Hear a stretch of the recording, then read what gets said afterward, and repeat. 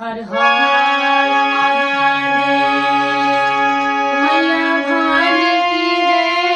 कार्तिक गणेश भगवान की जय।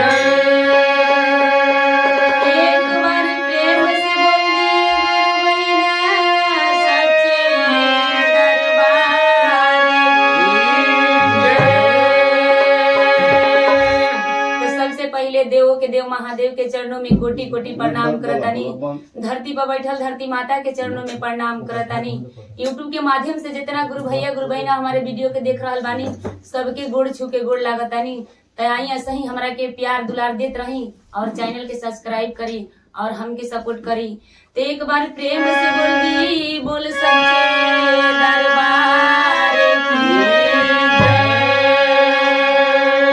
देखिए एगो शिष्या बड़ी भगवान से कहतरी कि भगवान ए भोलेनाथ जी एक दिन हमरो घरे आईती तो हम रउरा के पूजा पाठ करती। कैसे कहतरी तो एक दिन हमरो गलिया आई हो ए बाबा